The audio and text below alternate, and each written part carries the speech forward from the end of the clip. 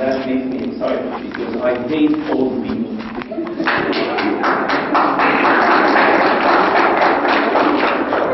So I'm very happy to see you young people, young generation. Of course, except me, I'm old, but other than this, everybody is young.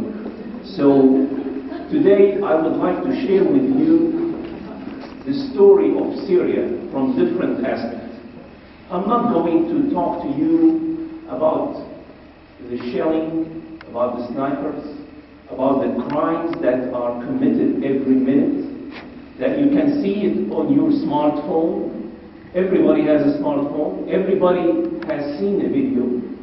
I mean, this is something that's only captured, but there are a lot of more things that could not be captured, and worse than this, unfortunately.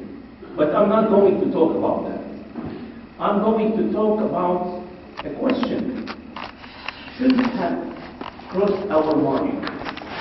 Why somebody, why those people are still protesting, still going out in the streets? They know that they will be shot, but even though they keep going and dancing and chanting in the street, if they go home, the government would be happy, everything would be over, and nobody will be killed. So why? Why are they doing it? To answer this question, we really have to know what is it about Syria just before this? What about the people who lived in Syria before this happened? So to tell you the story of Syria, I'm going to tell you about the aspect of the human being, of the neighbors, of the families, of the group of people who lived in Syria just before this happened. And then you can tell why those people will go in the street, get their freedom for 15 minutes probably, and then get killed, and they are satisfied with that.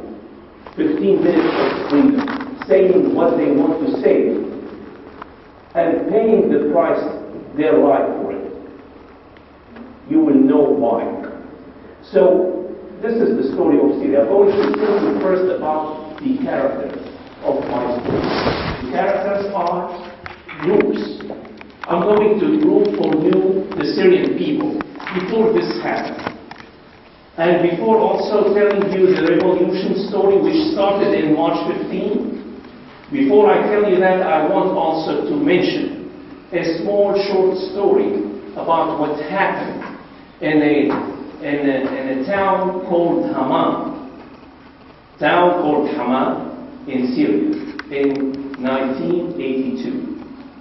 These two things, the groups of people who lived in Syria and the story of Hama, is very important for me and for you to understand why is this going on in the street in Syria. First of all, I'm going to group the people in Syria into 7 groups. 7 groups. The people who lived in Syria before this happened. The first group is the religious. MashaAllah, religious people. But to be religious in Syria before the revolution, it means that you have to have a very specific kind of religion. It has to be distorted somehow, because it shouldn't be harmful to the government. You are okay to have a religion which will make you passive, make you not aware and not asking for your rights in this life, make you only beg Allah subhanahu wa ta'ala to give you the paradise and working hard on the hereafter without using this dunya, this life, as a ladder, as you are supposed to. This is the teaching you get. The religion that will make you spend a lot of time on very secondary issues in Islam, like wudu, how to make wudu. Everybody in the masjid know how to make wudu, and then they keep teaching you how to make wudu. And the people, the Muslim people, are massacred all over the world, and that is nothing to do with you. You know, I mean, you just learn wudu now. Okay? And make dhikr. If there is a weak hadith telling you to make some kind of 50 rak'ah every night before you sleep, you will just go by that hadith and make it strong and highlight it and spend your time with that. You forget the essentials. The way the teaching of Islam or religion in Syria at that time, it's like, you know, if this teaching was given to the companions of the Prophet long time ago, then I think Islam would still be in Mecca now. It didn't even move to Medina if you have this teaching. So that's the way of religion that the religious people, they are in Syria. I'm talking about majorities, okay? All right. So Islam that make you passive is okay. Islam that make you think that hijab is the ultimate of Islam, not the beginning, is okay. Islam that goes in details, leaving the essentials, is okay. And Islam that make you, you know, melt and disappear, not forming and build, is okay. So Islam was, the Muslim people that only allowed Islam at that time, is the Islam that would make you separated from reality. Second group. Who are those groups? The first group is the religious group. And you see what kind of religious group is this. The second group are the dreamers. Dreamers. What is this country that 23 million in Syria and 16 million outside of Syria? What is this country? Is there any country in the world that half of it in Syria and the other half all over the world?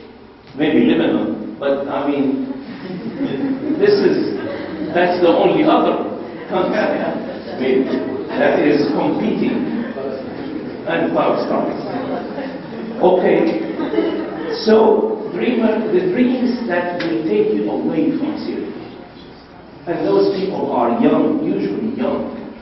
You start dreaming about leaving Syria when you are at school. 5th grade, 6th grade, okay? 7th grade. You start dreaming about it. You start making your plan. You make your own calendar. When am I going to be able to leave this country? This is it. That's it. Those dreamers are convinced that any other country, there is no specification, would be better than this country that they are living in. So their dream basically is to be immigrants. Their dream is to be immigrant, to be able to support their family, to support their people. And those people, you know, would be always making their plans to get away. Now, if you go to college here, you may take into consideration two things: the market and what you like, or one of them. But in Syria, you don't look at that. As a dreamer, you just want to know what is good in such country outside.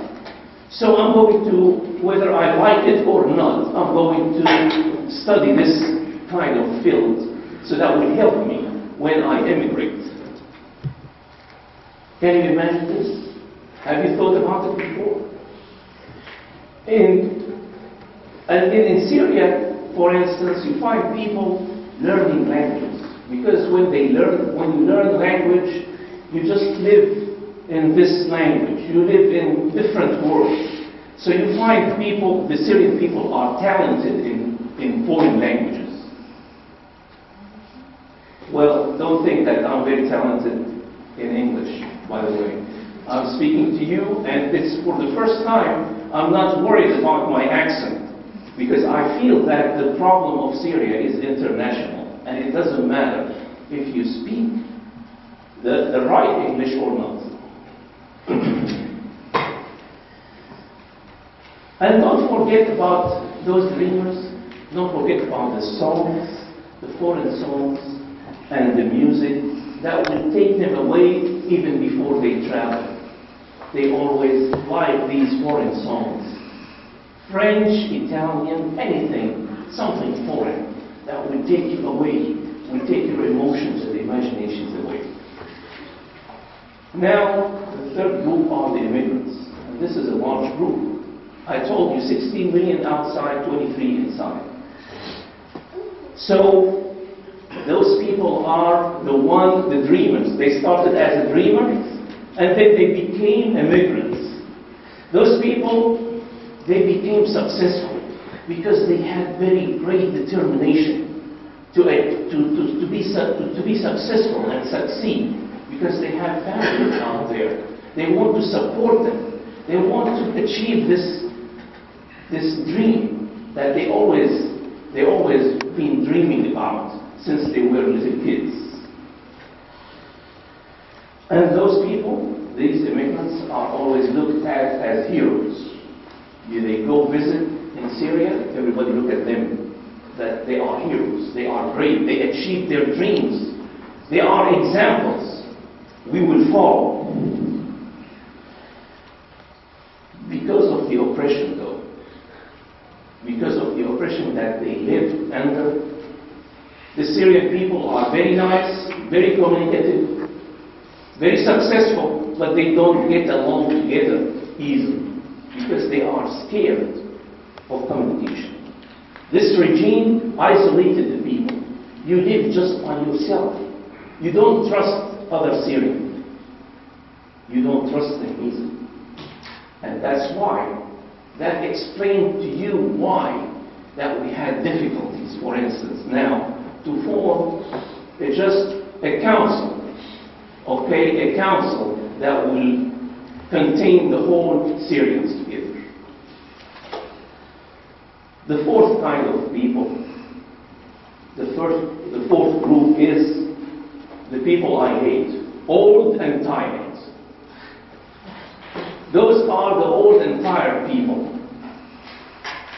He and she raised their kids within a philosophy. This philosophy, safety with any price.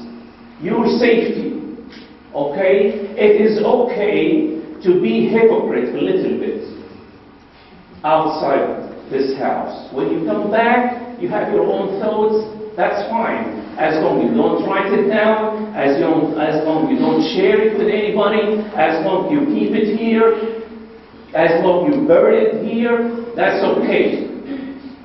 Those kind of people, the old and tired. Those kind of people, they are very proud if they could raise their kids without getting killed or going to jail. If they could raise their kids and make them good immigrants, generating money for their family, they are very proud of that. Their way of relaxation is to sit in front of the TV and watch the endless series that talks about imaginary heroes, i.e. Babel. They are very pleased with that. Well, the fifth group of people is the exhausted. You need to feed your family. So you strive. You have to have, all jobs are small and irrelevant. So you have like 3, 4 jobs, 2, 3, 4 jobs together, small jobs, working all day, all night, trying to feed your family. Very exhausted. You don't have time to rest. You don't have time to think. You don't have time to feel. And the sixth group is the marginal people.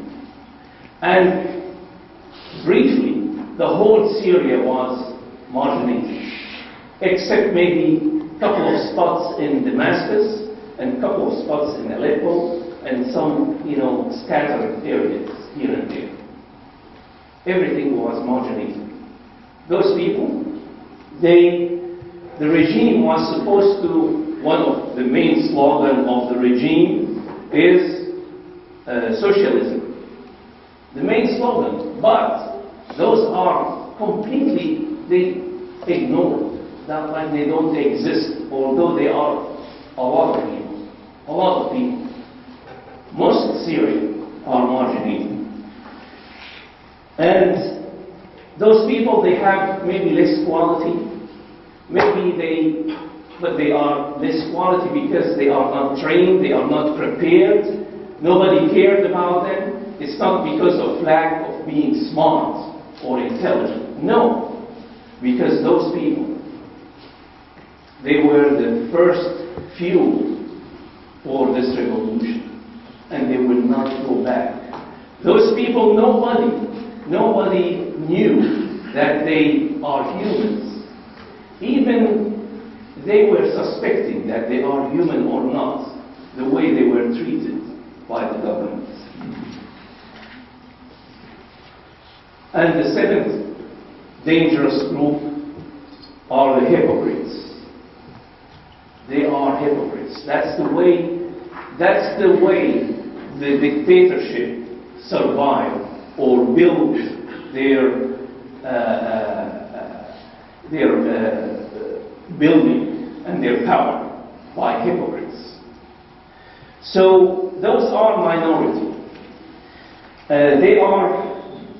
You have to be a hypocrite, you have to be a naturally born hypocrite and wish to die as a hypocrite.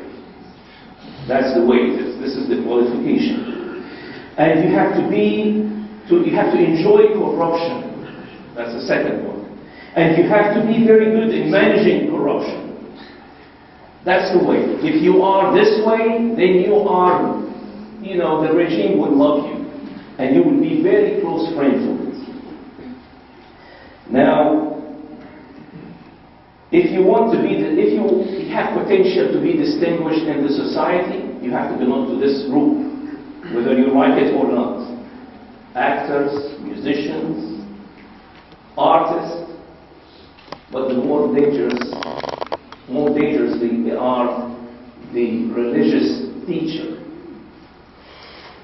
There were a lot of religious teachers that belonged to this group, teaching the people the way of religion that I told you about, the religious people used to think. Okay? And the second group is the money maker, the businessman. They attracted them. They want to be in combination with them. They want to share them with everything. So they get this combination of power and money. Now, these are the 7 groups. Probably there are some other groups. But I cannot really find them. Because I wrote this from my experience. I didn't go to books to write it. This is something I lived. Those people used to be my neighbors, used to be my family. And that's where I'm talking from. So I didn't want to bring you any book or any official things. I want to talk from my experience.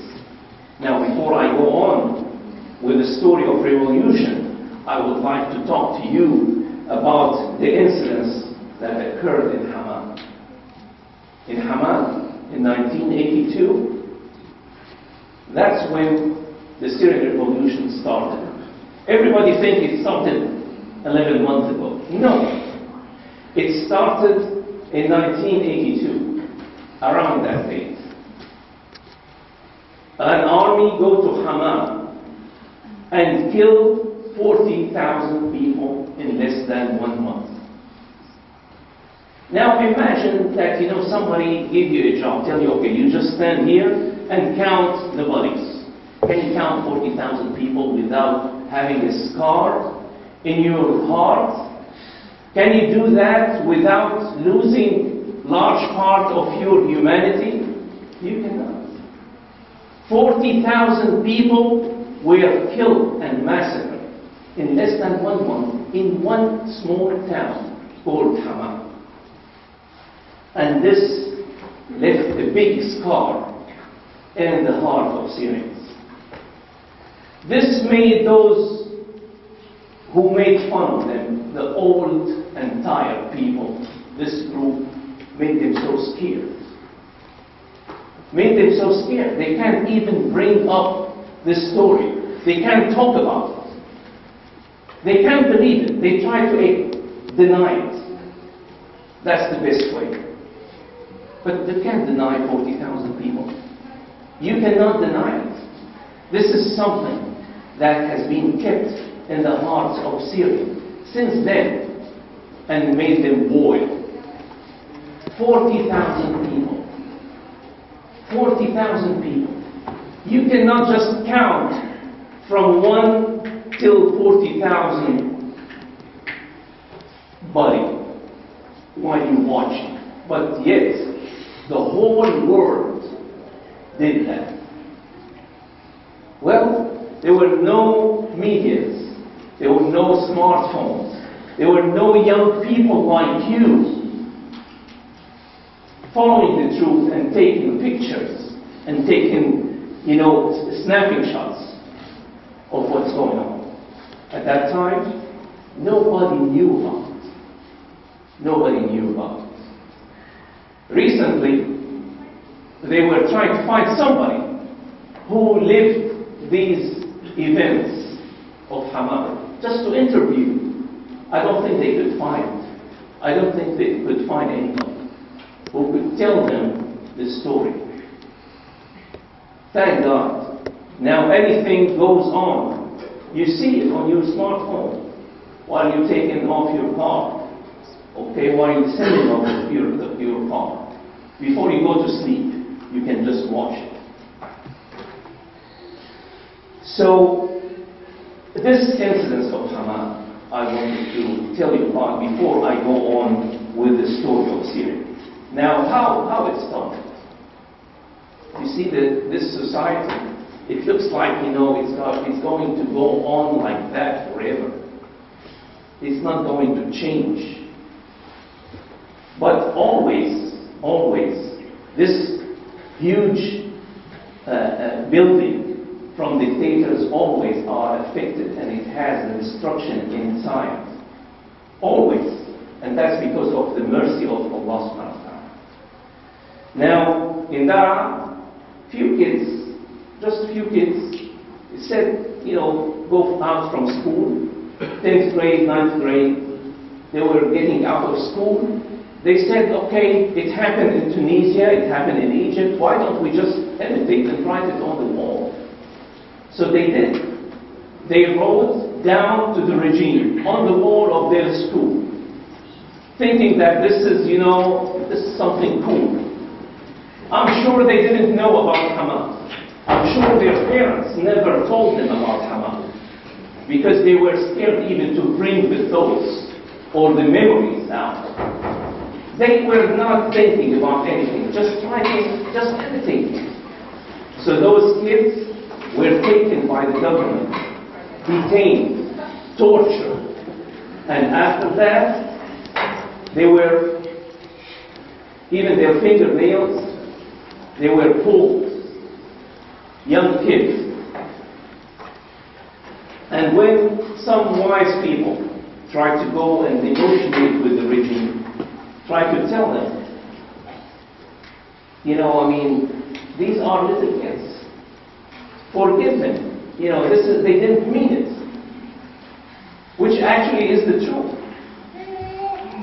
They said, you need to forget about those kids.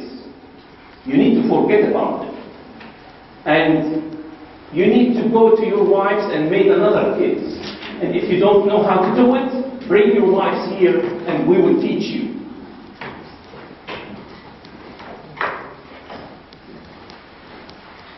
This was the spark that started the revolution of Syria, which we do not start you are with it, whether you are helping, whether you are with these people who are fighting for dignity or not, it is not going to stop at all, I'm sure. This is the way it is. And that was the spark that ignited everything. What happened? Those groups of people, what happened to each group? What happened to the religious people? The religious people, they discovered in one day that there was a big chunk of religion they didn't know about. It is related to their lives. It is significant for them. This religion is to elevate them, not only in the hereafter, but also in this life. And for this reason, they learned in one day what those hypocrite teachers didn't teach for 40 years. In one day. In one day, this hypocrite teacher used to have like 30,000 audience. In one next day, he had less than 30 audience. They knew the reality. Those people don't say they are marginal. They are very smart. They know. They saw the reality. They don't need somebody to teach them the reality. They saw it. What happened to the dreamers? The dreamers, they stopped dreaming about immigration. We don't want to immigrate. The only dream we want to have now is free Syria. And what happened about immigrants? Immigrants, they felt very small. Most of them, they were good helpers to their family. They used to send support and money and help. But they felt that this is ridiculous. They felt that this is a very small dream. And the only dream they wanted to have is to go back and fight with those people and die for those people with them. The dream is free Syria for them as well. Now what happened to the old and tired people like me? The old and tired, they couldn't say anything. They couldn't say anything. They couldn't defend this theory, like safety with any price. Because those young people, young people, came up with الموت ولا المذلة.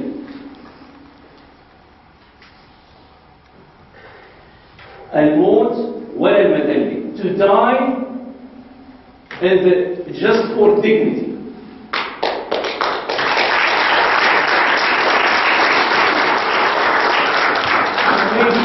Maybe in one time in history, the young generation are 100% right, and the old generation were 100% wrong.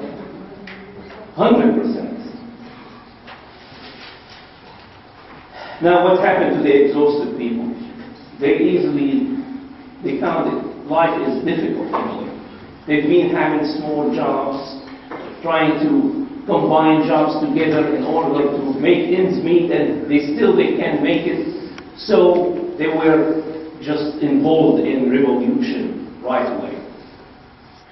And the marginals are the main people. Those marginals, they discovered their humanity. They discovered that the only piece missing is the dignity. If they have the dignity, they have the power, they have the qualification, they have everything. So they were in the middle of the revolution. And they didn't care if they would die for it. Those people who manifest for 15 minutes and know they will die at the end of it, they are happy with this 15 minutes of freedom.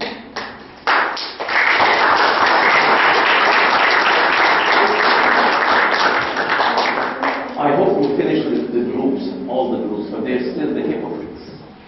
What happened with the hypocrites? Well, hypocrites also, revolution for them is life or death, is a matter of life or death. It's a business. They want to share. They want to share with